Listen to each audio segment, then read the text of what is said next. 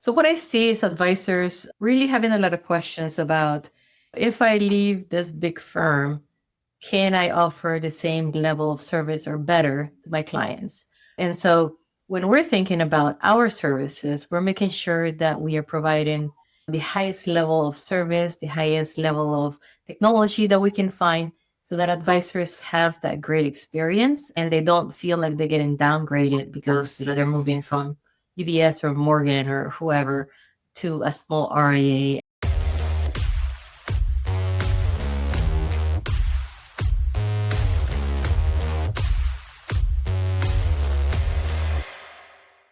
Hey, everybody, welcome back to another episode of Next Mile. I'm your host, Kyle Van Pelt, and today I am joined by Nelly Mubashi. Nelly is the CEO of Northwest Asset Management and RIA Innovations. She is also an avid reader, which I'm excited to talk to her about one of my favorite lightning round questions at the end of the show with that. But Nelly, thanks so much for joining the show. Thanks for having me. Of course. All right, so Nelly, I ask every guest the same first question. It's not going to be any different for you. What I have found on hundreds of these conversations on air and off air is everybody's has a unique path to this industry. Some people, it's a pretty traditional path. Maybe they followed in family footsteps. For other people, they didn't even know this industry existed. So they were doing something completely different and they came in the industry through the side door. But whether their path was traditional or untraditional, I've found that everybody has what we call a money moment. And that's a moment in your life where the light bulb clicks and goes off and you decide this is what I want to do for my career and how I want to serve people every single day. So Nelly, for you, what was that money moment that led you to where you're at today having this conversation with me? Great question, Kyle. I would probably say undergrad. So I did an internship at a small RIA in Asheville, North Carolina. I don't remember the name of the RIA. It's been a while, but I I enjoyed the internship. I really liked working there for the summer. And I learned all these new things. And I really liked the dynamic between the advisor and the client and what they did. They did a lot of financial planning back then. And it was just an interesting idea. And it was a path that I actually hadn't thought about because I studied business administration, economics. So the investment side wasn't really something that was on my radar, but I got the internship. I started working there. I really loved it. And that's kind of opened my eyes to this whole new career on the investment side. And so that was my first exposure to the RIA side. Small RIA, Asheville, North Carolina. And then once I graduated, I actually thought that I wanted to do something like that. So I had moved to St. Louis, Missouri, a couple of years after I graduated. And I started looking for work in that career in that investment side. And I applied for multiple broker dealers. I didn't think about applying for smaller RIAs because it wasn't available back then. I didn't really see a lot of openings for small registered investment advisors. And so the broker dealer side was the one that was the easier place to get into. And I did not get into it in St. Louis. I actually started working at US Bank in the account services. But I did actually once I moved a couple years later to Seattle because my husband got a job at Microsoft. I saw an opening and it was at Piper Jaffray, downtown Seattle. And it was a receptionist position. And I'm like, you know what? Why not? Wow. So I started at Piper Jaffray as a receptionist, but I immediately started studying for my Series 7. And I passed it after 3 months. And once I passed it, I actually started working or interviewing with different teams, with financial advisory teams. And I got into the one that I'm actually still working with up to now. So it's been definitely an experience.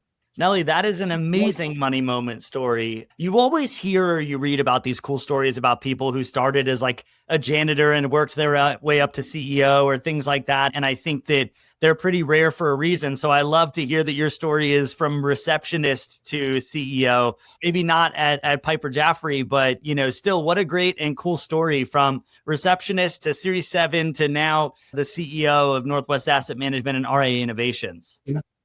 No, thank you. Definitely been an experience and roller coasters along the way, but yeah, it got me to where I am right now. I love that. All right. So talk to me about, you're the CEO of 2 businesses, which, I get to the pleasure of running one. And I think that's more than enough. So you gotta explain to me how that's going. And then just the difference between the 2 firms. Of course, they're actually one firm. They're Oh, just two different business units within the same company. I got you.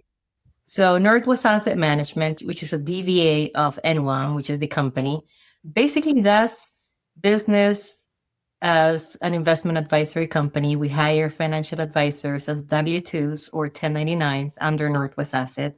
And these advisors can have their own group or co-branded names, but they're all under the same ADV. So their ADV will say N1 LLC, DVA, Northwest Asset Management. They can be W-2s or 1099s. And these are advisors that are typically coming from other broker-dealers or breaking away from other RIAs and are looking for a home. And some of them actually come in with the intention of eventually opening their own RIA, and we facilitate that. So they come into Northwest Asset Management under our ADV. We help them move their clients, get set up, we train them, get them comfortable, and typically based on the advisor's timeline, anywhere from 6 months to sometimes 2 years, we help the advisor open their RIA, and then we move them to our outsourcing division, which is the RIA innovation side. So RIA Innovations provides outsourcing services to other registered investment advisors, and that could be state or SEC registered advisors. And we provide services a la carte. So we do back office compliance, front office asset management, you name it. So basically any service that an RIA would need to function and that they want to outsource, we can actually do that for them. And so advisors like that flexibility of being able to come under Northwest Asset Management as an advisor. They don't have to worry about setting up their company right away or outside activity or getting caught by their broker dealers or RIAs. And we help them with all that. And once they're comfortable, we just move them out to their own. So this is pretty nice and flexible, and advisors really love that. That's very cool. I appreciate the clarification and for you sharing all of that stuff. I think that's awesome. All right. So I want to double click on that a little bit, but I want to do so by kind of starting earlier. So you were at Piper Jaffray, which is a relatively large firm. You've also had some time at wirehouses. You've had some times at different size firms. And then yet you end up, where you're at. What was it about those experiences that you had before that made you realize that the RIA space was the right space for you? I miss the culture. I mean, back to my summer in undergrad, that's what got me excited about the investment management, financial planning industry. And I didn't get that once I started at Piper Jaffray. And then when I moved to UBS, Piper Jaffray was actually, I would probably say, a little bit more or closer to the RIA side because it was a smaller regional broker dealer. You kind of knew everybody. They fly you for a couple of weeks to Minneapolis and you do training with other people. So it had more of that camaraderie and being able to know other people and understand that. And then once Piper Jaffray got purchased by UBS in 2006, I didn't feel like UBS had that culture. And it was just not a good experience, at least for me and my team. And so 2 years later, in 2008, we decided to just leave. We left UBS. We opened our own RIA. We moved the assets from UBS to the RIA. We actually started at Schwab as the custodian, and then we expanded to Fidelity in 2009, which was a year later. But it seems like to me, like it was always going to end up that way because the culture on the broker-dealer side was not what I expected when I started my career and not what I wanted to do. Speaking of unexpected, 2008, quite the time to be starting an RIA. I'm sure that was, with all of the intensity of going to start your own firm, the timing was probably wild. Talk to us a little bit about that. Well, the good thing is clients were very loyal and it was also a difficult time for them. So they wanted to move with who they knew. So our transfer rate was, I think, 99%. We lost a few clients here and there, but for the most part, we were pretty successful in moving our entire book of business. But it was a very bumpy time, not just dealing with setting up the company, getting it up and running, moving the clients over, but then the clients also having that in the back of their mind that the market is not doing well, and what's going to happen to my investments. And then also kind of getting over that challenge of, you're coming from a big company, which is UBS, and now you're moving into your small RIA firm, and just kind of explaining that to the clients and how that affected them. And it turned out that clients didn't really, again, care that much because their money is at Schwab or Fidelity. So they have that big company feel where they have the backup of these big giant, custodians, and they have insurance and the reputation, but then they also still have us, who they had been working with for a while now. And so they have kind of the best of both worlds, I would probably say. Very cool. Thank you for sharing that. I really resonate with your statements and your comment on company culture and how important it is to find a culture that really works for you. But what I'm curious to ask you about is you've had great success finding like-minded advisors at Northwest Asset Management and then RA Innovations. And so you've grown quite large. How have you been able to maintain a company culture that made you really fall in love with the RIA space, even as you get bigger and bigger? Because a lot of times protecting culture is hard as you get bigger. It really is. And I would probably say that's been definitely a challenge. And as we hire more staff, not just advisors, that also has been the challenge because we have staff all over the country. We have a remote workforce. We do have our headquarters here in Washington State in Mercer Island. But for the most part, everybody works remotely because we have quite a few employees and a lot of advisors out of state. So there's no point in going into the office. You can talk to someone who's out of state. But definitely I would probably say that has helped because we're so remote, then we try to do things together. We try to communicate more often. We try to use chat or phone or Teams or something. I mean, we actually have I forget what it is, but we have some team event coming up pretty soon and we're going to have everybody together. Yesterday, we actually had customer service training for the whole staff. So I was able to see everybody kind of in the same, Teams room. And so we try to do that more often so we can keep that connection. And on the advisor side, I try to make myself available. I mean, no matter how busy I am, advisors can chat with me or can call me, and I always pick up the phone. Or if they email me, I always respond to their emails as well. So I try to make myself available. And if I can't get to them right away, I send them a quick email saying, hey, I'm busy, but I'll get back to you in an hour or so. So I try to keep the culture that way, in a sense that I don't want the advisors to feel like they have to jump through hoops to get to someone. And if they reach out to me, even if it's just something related to administrative or operations or something, I still try to help them or connect them with the right person. Because again, I don't want them to have that idea of like, you're giving me the runaround. Yeah. Or if you can't help me, I don't want to go through 3-4 different people to try to get some answers. And so if I know the answer and it's like really quick, I try to help them out. If it's consulting, because a lot of advisors have questions about, what's the best financial planning software, for example, or do you have any recommendations on insurance brokers, or do you have any recommendations on money managers for fixed income or something? So they come to me with all these different questions. And if I have the answers, I give it to them. If not, I send them to the appropriate person. And I also kind of reach out to that person to make sure that they know that the advisor is going to be calling. So we try to keep the culture friendly. We make sure that we're always available, and it's challenging, but it's not impossible. One thing I wanted to ask you about as well, moving over to the RIA innovation side. So I think it's pretty unique that you've made it an a la carte service, because what a lot of people do in the industry is they bundle up all of those services. They try to create a platform that people can affiliate to as an IAR or something like that. And they're trying to kind of build a bigger platform or aggregator or consolidator or whatever you want to call it. Why did you choose to go down the route that you did rather than creating another platform that people could affiliate with and they kind of get all of the services as a whole? Mainly because I hate bureaucracy. It's because I don't want, if I was an advisor, not anymore because I'm pretty busy. So I had to give up my book of business, but you don't want someone telling you, here's a package, you're stuck with it. So we give advisors a choice on what exactly do you want? And if you want to tuck in for a little bit, obviously we're going to require you to have compliance and back office and our technology for cybersecurity because you're under us. Once you move to outsourcing to the RIA innovation side and you have your own RIA, you can do whatever you want. And if you want to hire us back for back office and all three of them that you had before, back office, compliance, and tech, that's fine. If you think you can do your technology on your own, if you think you can do your compliance on your own or hire a consultant, then that's fine. You can just retain back office. But it really depends on what the advisors plan and how they want to structure their company. And in terms of AUM and aggregation and all of that, we don't really care much about that because at the end of the day, we're still helping the same advisors. Our gross revenue doesn't change because we have the same price on our innovations that we have under Northwest Asset Management. And the majority of the time, advisors end up keeping the same services because nobody wants to do their compliance. Nobody wants to deal with technology. So it's pretty much always the same. And some advisors do make some changes. Some advisors actually decide to add, asset management because they don't want to do trading, for example, Yeah. or they add HR services because they hired an employee and they don't know how to deal with that.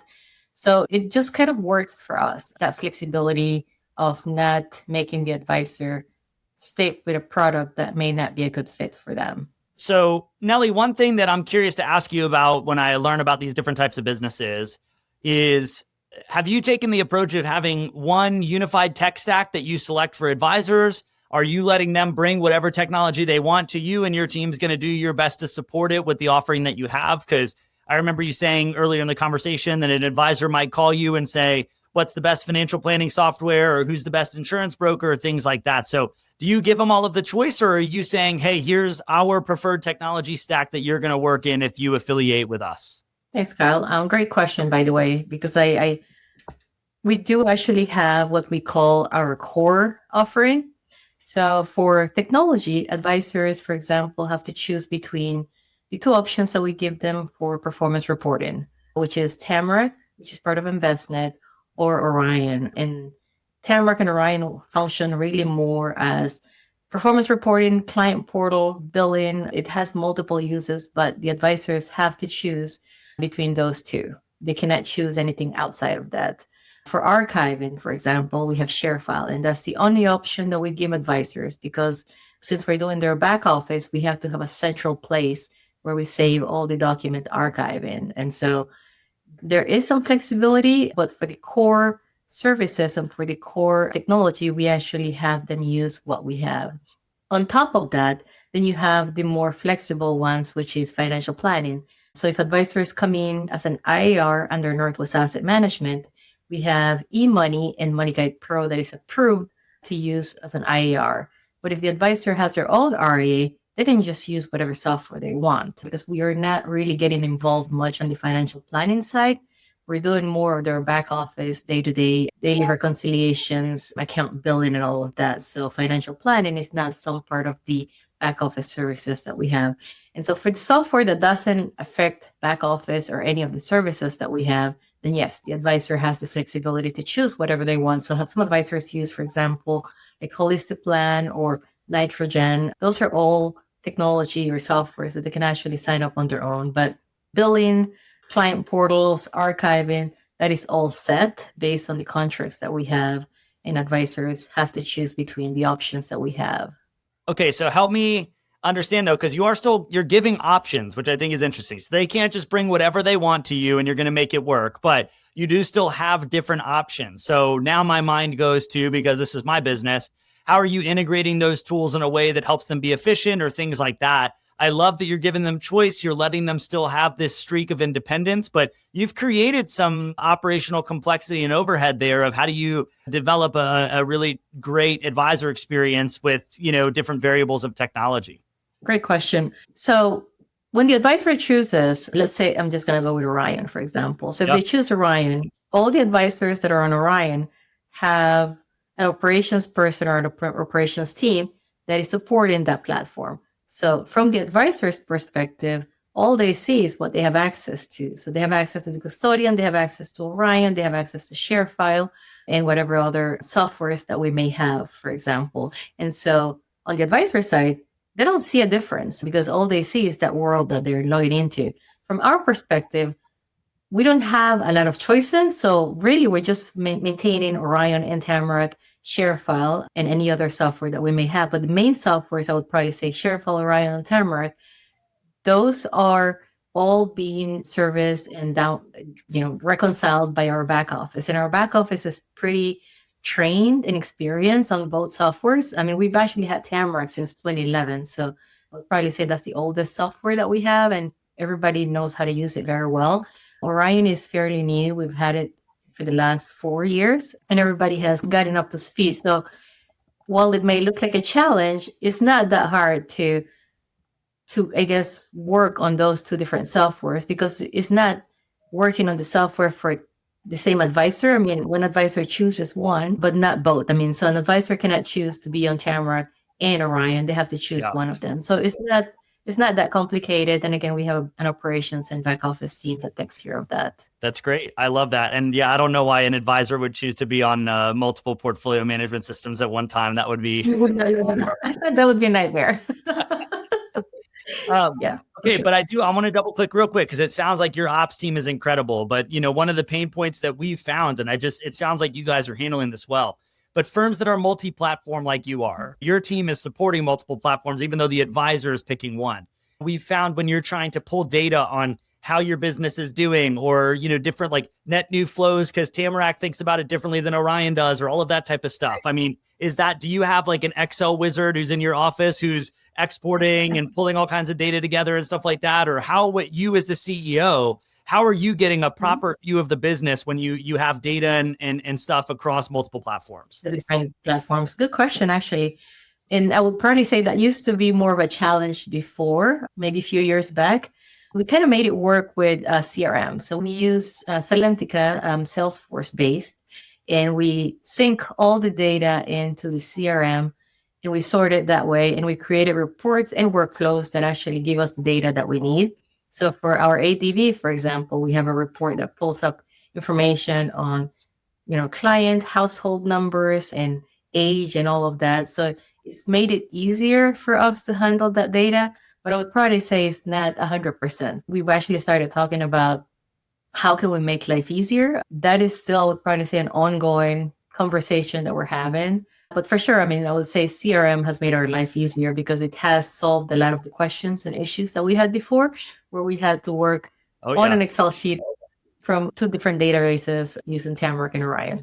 Yeah, noted. We hear it all the time, right? I think it's interesting because people like you start these wonderful firms that are just there to fiercely support the advisors, and you're going to provide and support the things that the advisors need. And then all of a sudden you look up and you go, wait, there's no Northwest Asset Management supporting Northwest Asset Management. So, we need somebody to pull together the data for us so that we can make sure everything's going well and we can support and coach these advisors. So that's cool to hear the amount of effort that you put into pulling all that data into the CRM and being able to look at it that way.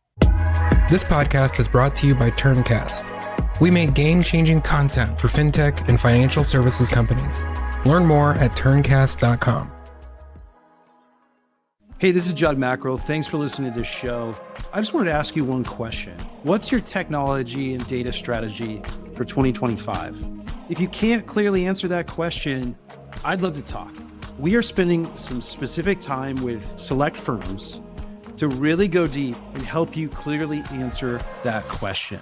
We believe that it's one of the things that often holds back firms from really achieving their potential, from really achieving growth, and really getting a lot of the things in the position that they need to be. The things that are holding up the way that you scale, like your workflows, how you manage data around your revenue, how you report all of that to your advisors, and getting clarity in all those things. I'm sure there's a lot of very specific things to your business that are really important as well, and we'd love to talk about that. If this is interesting to you, hit me up with an email. My direct email is jud@milemarker.co, and I'd love to hear from you, hear what you're working on, hear what your strategy is, and see if there's an opportunity for us to help you get more clear on that strategy in 2025. Thanks. All right. I'm curious too. This is just a question I love to ask. So the RIA space, the advisor space, it's very diverse. It's very different. Who's the type of firm that's a good fit for coming to work with you? Whether it's coming into Northwest Asset Management or if they are already an established RIA and they want to partner with you. But give me the profile of a firm that's a great fit for you. Great question as well. I'll make it simple and just say we call them plain vanilla advisors. And I don't want it to be offensive, but that's really it. We're looking for advisors that are simple, they don't take a lot of risk, that are easy to manage, and that their clients can be scaled up, meaning that the advisor has taken their time, for example, to do model portfolios.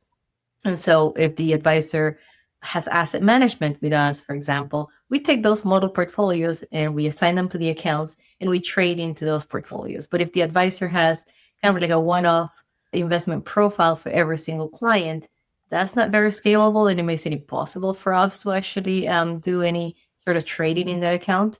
So advisors that are organized, simpler, don't take a lot of risk. And by risk, I mean, advisors that are not doing, inverse funds or leverage funds or hedge funds and private funds, things like that that are riskier, but also take a lot or a higher level of due diligence that we would actually be comfortable with. And it's not to say that the advisors can't do that, because some of the advisors we have do some of those at a lesser scale. Maybe 2% of their book is in private funds, for example, because their clients want that.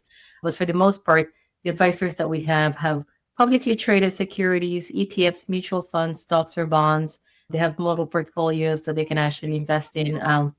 And they also do financial planning for their clients. And so it's really more of a holistic, integrated approach where the advisor is actually looking at the whole picture and not just doing day trading or stock picking trading for each client. So it's easier for us to manage that way because there is a process in place and we know exactly what that advisor practice looks like. Okay. Next question for me on that.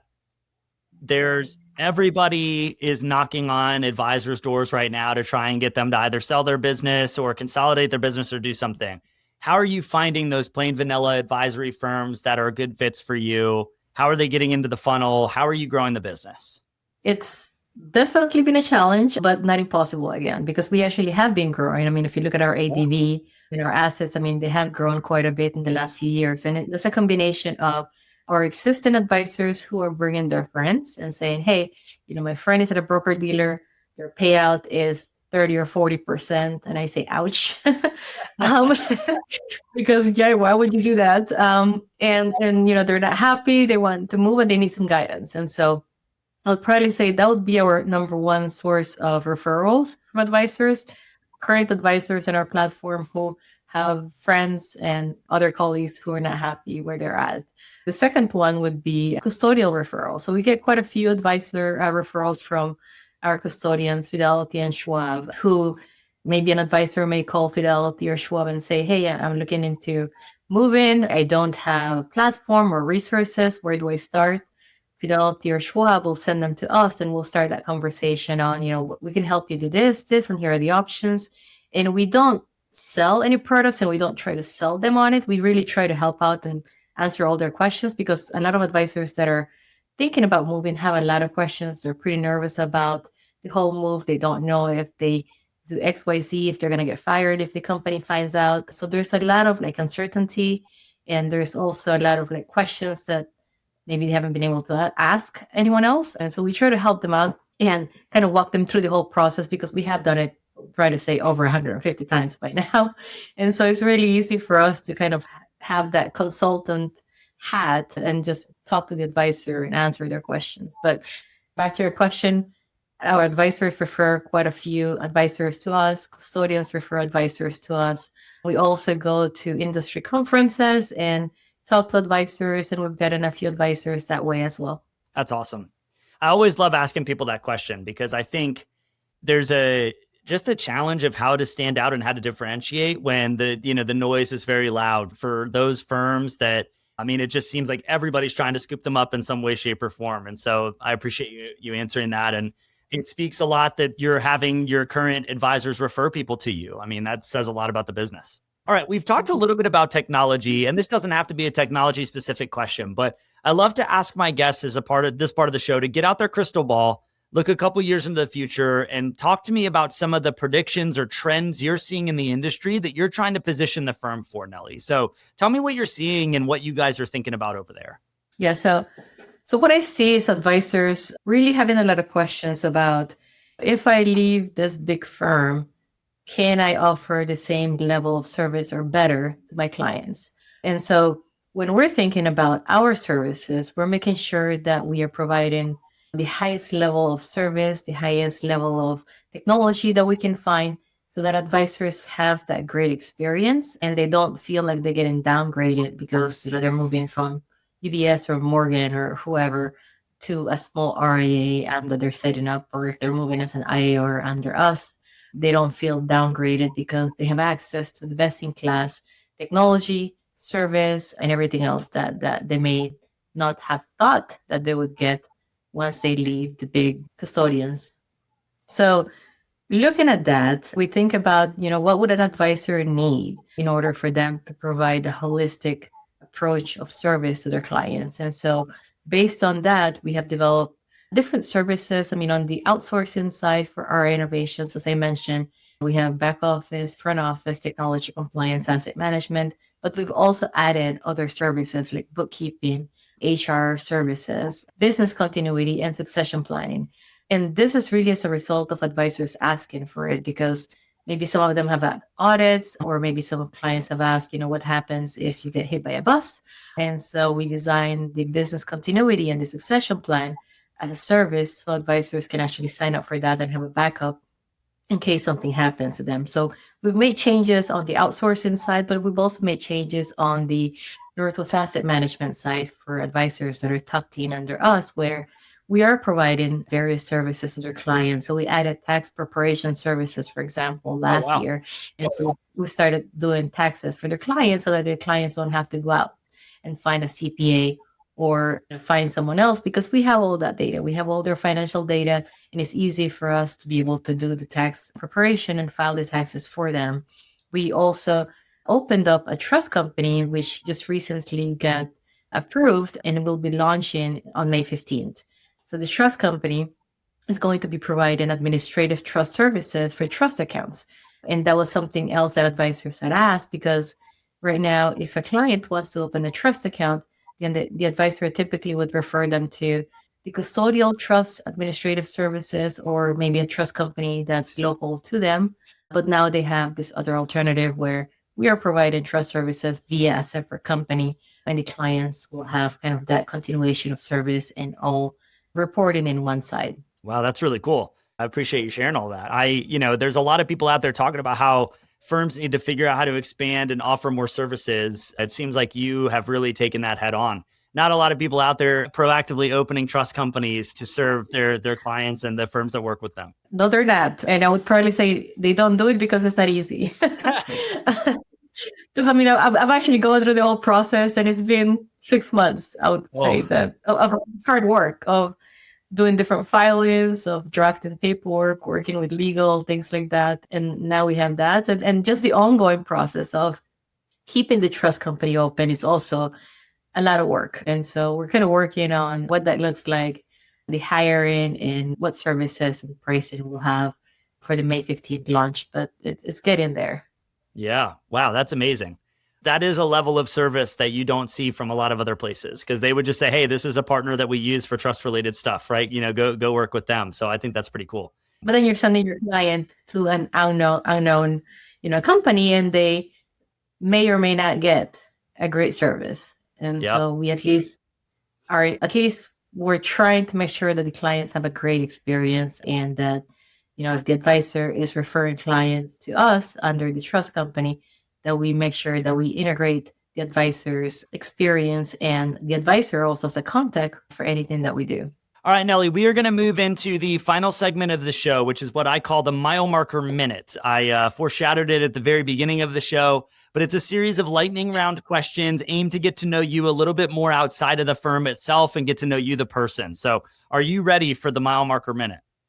Yes, I am. All right, so let's get started. If you could travel anywhere in the world that you've never been to before, where would you go? Italy. Italy, okay. Are you a mountains person or a beach person? Beach person. All right. What is the best flavor of ice cream? That's a tough one. Cookies and cream. All right, good one. Okay, sticking on my food theme. You are celebrating a huge win with the people that you love the most around you. Something great has happened in your life that you want to celebrate. What is the meal that you are using to celebrate this big win in your life? Seafood. Seafood? Okay. Any seafood. Any seafood. I love it. You live in a good place for that, by the way. Not too far from the water. Great. We have really good crab. So all good here. Yeah, that's amazing. All right. What is the best book you have read or listened to in the past year? So I reread Start With Why by Simon Sinek. And I reread it because I had forgotten some of the points. It's a book that has resonated in my career since the first time I read it, which was back in 2010. And I reread it because I kind of wanted to get reacquainted with all the principles and examples of Start With Why. Because I actually have taken that as my motto for leadership. When someone ask me something, I usually explain in detail, what I mean or what I want them to do. Or if I want them to do something that may be outside of what they usually do and it's going to take a lot of time, I usually tell them why and here is how it's going to benefit you. So it's something that I've used over and over in my career, and I just wanted to kind of reread that and go back and make sure that I remember some of those points. That's awesome. All right. Last question in my lightning round, and then I'm actually going to follow up on something. So we are now in an alternate universe. So in the current universe, Nelly is the CEO of Northwest Asset Management, and that is your career. In this alternate universe, Nelly has a completely different career. What career is that? An astronaut. An astronaut. I love it. That's awesome. All right. You made it through the Milemarker Minute, and normally this is where I would wrap up, but I am just morbidly curious with you rereading Start With Why by Simon Sinek. I want to end by asking you, what is your why for Northwest Asset Management and RIA Innovations? I want to make sure that advisors have a platform where they feel comfortable. They don't feel that they're too small for someone to pay attention for them or to them. And that I have a company that also is a good place for staff to work at. Because some of our staff actually haven't had great experiences at other companies. So when we're designing benefits or when we're thinking about what to do, I guess, for staff and different things, we usually keep that in mind because we want to make sure that the staff is comfortable, that the advisors feel that they have a family and that they can actually, ask me questions without feeling that they're bothering someone. And so that's really why. I wanted to provide that platform for advisors and for the staff to feel connected and comfortable and be able to have a really good work environment. Couldn't think of a better way to end than that. Well articulated, very well done. And Nelly, I really enjoyed the conversation today. Thank you so much for joining the show. Thank you for having me. Take care. Of course. All right, everybody, that's been another episode of Next Mile. Please make sure you click follow or subscribe wherever you are listening to or watching this. And if you'd be kind enough, leave us a review so people who've never heard of this show before can find great conversations like the one I just had with Nelly. But in the meantime, enjoy every mile.